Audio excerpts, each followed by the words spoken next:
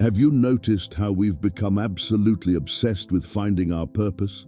It's as if we're all walking around with this nagging feeling that somewhere out there, there's a perfect path waiting for us, a divine assignment with our name on it, a cosmic mission that once discovered will transform our scattered, uncertain lives into something meaningful and significant. And so we search, we take personality tests, we hire life coaches. We read books with titles like Discover Your Why and Find Your Purpose in 30 Days. We attend workshops. We try different careers. We meditate on mountaintops, all in pursuit of this elusive thing called purpose. But what if I told you that this entire search is based on a fundamental misunderstanding? What if the very framework through which we're approaching meaning and fulfillment is actually keeping us from experiencing it?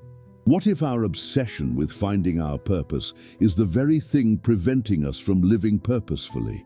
What if, in our desperate search for this grand cosmic assignment, we're completely overlooking the profound invitation that's been right in front of us all along?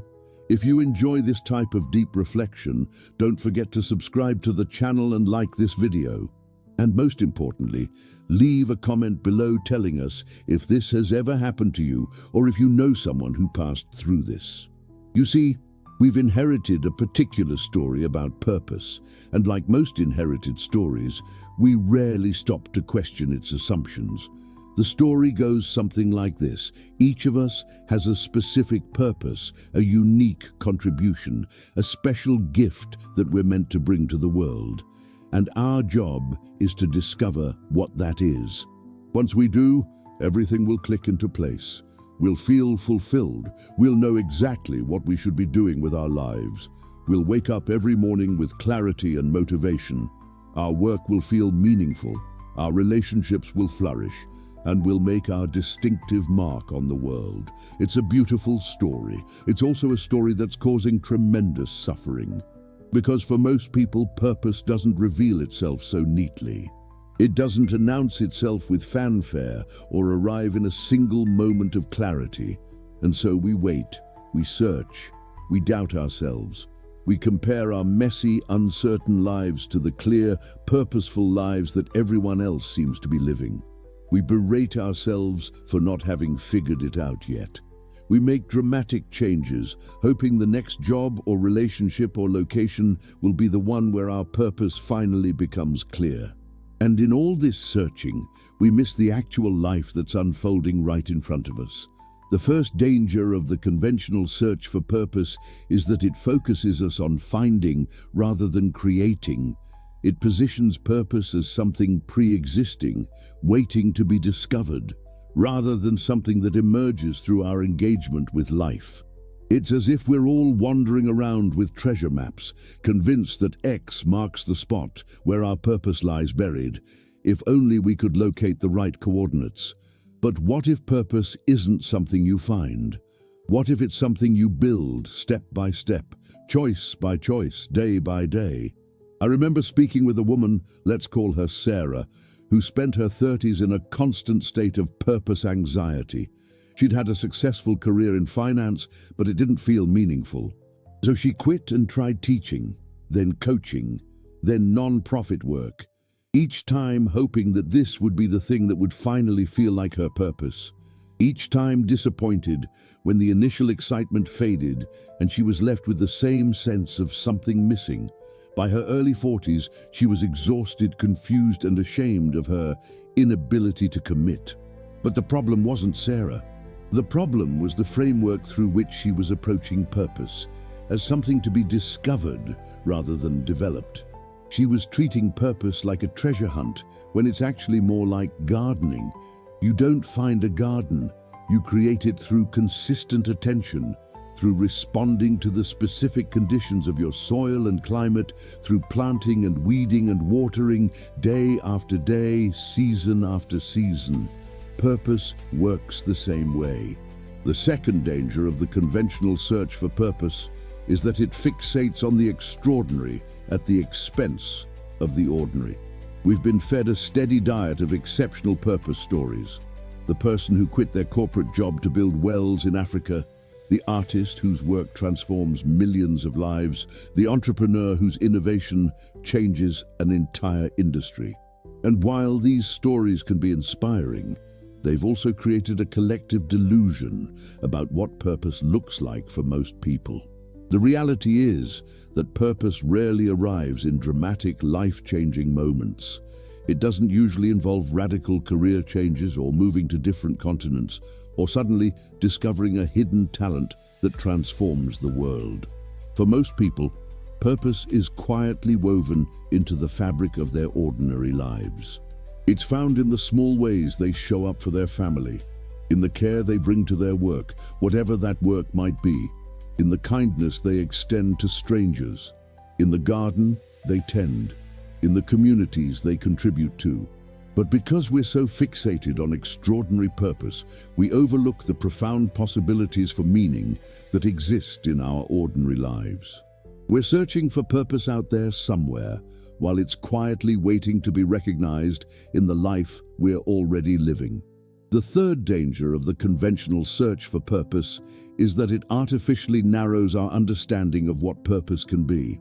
We've been taught to think of purpose primarily in terms of work or career, as if the only valid answer to "what's your purpose" is a job title or professional identity. This puts immense pressure on our careers to be not just sources of income, but also sources of meaning, identity, and fulfillment. A burden that few jobs, no matter how well aligned with our values and skills, can fully bear. But what if purpose isn't singular? What if we're not limited to one purpose, but can experience different forms of purpose in different domains of life? What if your purpose in your family is different from your purpose in your community, which is different from your purpose in your creative life, which is different from your purpose in your day job? What if purpose is more like a constellation than a single star? A pattern of meaningful connections rather than a single point of light. When we expand our understanding of purpose beyond the narrow confines of career, we open up vast new territories for meaning and fulfillment.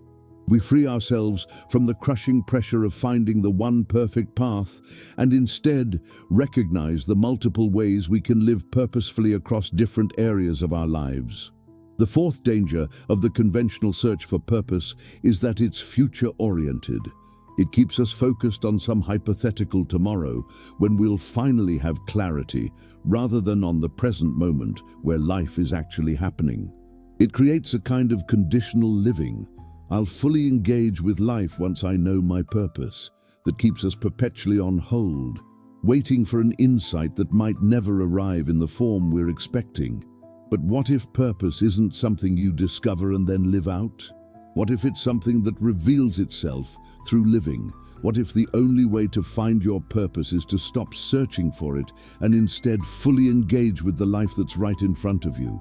Not the life you imagine you should have, or the life you think would be more meaningful, but the actual life you're living right now, with all its complexities, challenges, and opportunities. I once spoke with a man in his 70s who had spent decades working as a janitor at a local high school. When I asked him about his purpose, he looked confused by the question. "I keep the school clean and safe for the kids," he said. "I know all of them by name. I notice when they're struggling. Sometimes I'm the only adult who says hello to them all day." He wasn't searching for purpose. He had simply brought purpose to the life he was living, to the work that was in front of him. And in doing so, he'd touched thousands of young lives over the course of his career. The fifth danger of the conventional search for purpose is that it privileges passion over service. We're encouraged to follow our passion, to find the thing that lights us up, that makes us feel alive and excited. And there's nothing wrong with passion. It's a powerful energy. But when passion becomes the primary criterion for purpose, we limit ourselves. Because passion is ultimately about how something makes us feel. It's self-referential. It's about what we get from an activity or pursuit. But the deepest forms of purpose are usually about what we give, not what we get.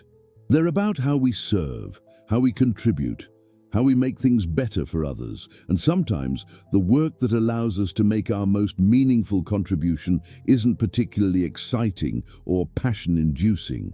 Sometimes it's ordinary, challenging, even tedious, but it matters. It makes a difference. It serves a need. This doesn't mean you should spend your life doing things you hate, but it does mean that if you're waiting for purpose to arrive in the form of overwhelming passion, that lightning strike of "this is what I was born to do," you might be waiting a long time. For most people, purpose is quieter, steadier, more about dedication than excitement. So if the conventional search for purpose is problematic, what's the alternative?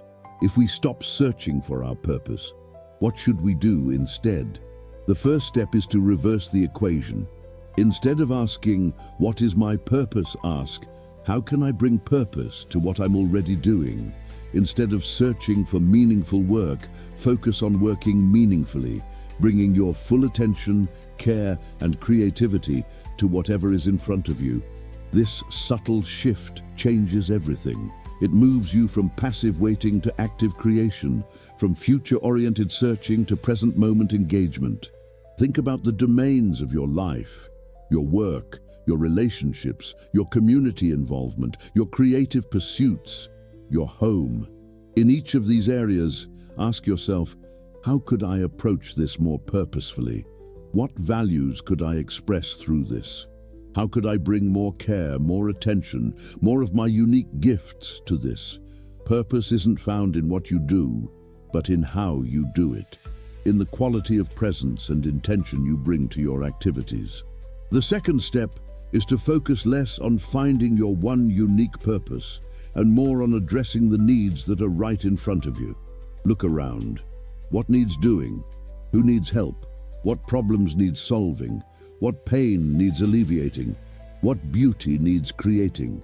Purpose comes from responding to real needs in the world, not from introspection or self-analysis. I'm reminded of a story about a man walking along a beach after a storm.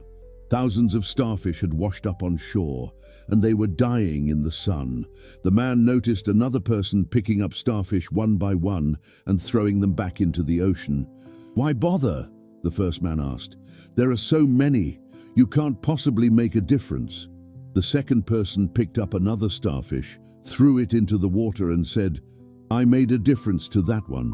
Purpose doesn't always announce itself in grand visions or dramatic callings. Sometimes it arrives in the form of the person right in front of you who needs what you have to offer. Sometimes it's found in the small problem you notice that no one else is addressing. Sometimes it's in the quiet voice that says, "This matters. This deserves my care and attention." The third step is to prioritize contribution over self-expression. While the conventional search for purpose tends to focus on finding the perfect outlet for your talents and passions, a more sustainable approach focuses on how you can use what you already have to make things better for others. How can you contribute? How can you serve? How can you make someone else's life easier, more beautiful, more meaningful? This shift from self-expression to contribution has a paradoxical effect. When you focus primarily on expressing yourself, purpose often remains elusive. But when you focus on contributing, on making things better, on serving needs, on creating value for others, purpose tends to find you. Not because you've discovered some pre-existing cosmic assignment, but because you're actively creating purpose through your engagement with the world. The fourth step is to embrace the multiplicity of purpose. Release the pressure of finding your one true calling and recognize that purpose can take many forms across different domains of your life and across different seasons. You might express purpose through your role as a parent, through volunteer work in your community, through the care you bring to your job, through creative projects, through the way you show up for friends in need. Each of these expressions of purpose is valid and valuable. None needs to bear the full weight of your need for meaning. And as your life changes, as children grow up, as jobs come and go, as interests evolve, your constellation of purposes can shift and change too. This multiplicity makes purpose more resilient, less dependent on any single role or activity, more adaptable to the inevitable changes that life brings. The fifth step is to recognize that purpose is often found in the tension between acceptance and aspiration. We tend to think of purpose in purely aspirational terms, as something that pulls us forward toward a better future, that challenges us to grow and evolve.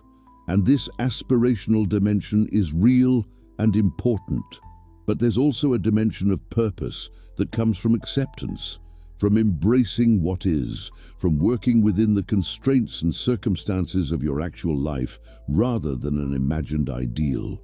True purpose often emerges in the creative tension between these two poles, accepting the reality of your life as it is now, your actual skills and resources, your real responsibilities and constraints, while also aspiring to something more, something better, something that calls you to grow. It's not about abandoning your dreams, but about grounding them in the rich soil of your actual life rather than the thin air of fantasy. The sixth step is to focus on process over outcome. The conventional search for purpose is heavily outcome-oriented. It's about finding that perfect career, creating that specific impact, achieving that particular goal. But this outcome focus can blind us to the purpose that's available in the process, in the journey, in the day-to-day engagement with whatever we're doing. When we shift our attention from outcome to process, we discover opportunities for purpose that we might otherwise miss. The purpose of writing isn't just the completed book, it's the daily practice of showing up at the page. The purpose of parenting isn't just raising successful adults, it's being fully present with your children today. The purpose of a community project isn't just the finished result, it's the relationships and connections formed along the way. By bringing our full attention, care, and creativity to the process, we infuse every step of the journey with purpose rather than postponing meaning until some future outcome is achieved. The final and perhaps most important step is to recognize that purpose is not something you find once and for all, but something you create and discover continuously through your engagement with life. It's not a destination you reach, but a way of traveling. It's not a fixed identity you assume, but a quality you bring to your experiences. This understanding liberates us from the tyranny of the singular, extraordinary purpose and opens us to the countless opportunities for meaning that exist in our ordinary lives. It frees us from the endless search for some hypothetical, perfect path and brings us back to the actual path beneath our feet. It relieves the pressure of trying to become someone else and invites us to bring the fullness of who we already are to the life we're already living. So if you've been struggling with the question of purpose, if you've been waiting for clarity before fully engaging with life, if you've been searching for that one perfect path that will finally make everything make sense, I invite you to try a different approach. Stop searching for your purpose and start creating it. Look for the needs you can address with the gifts you already have. Bring more attention, care, and creativity to what you're already doing. Focus on contribution rather than self-expression. Recognize the multiple ways purpose can express itself across different domains of your life. And perhaps most importantly, trust that purpose isn't something you find through searching, but something you create through living. Through showing up fully for the life that's right in front of you with all its complexity, challenge, and possibility. Because the truth is, you don't need to find your purpose to live purposefully. You just need to bring purpose to your living.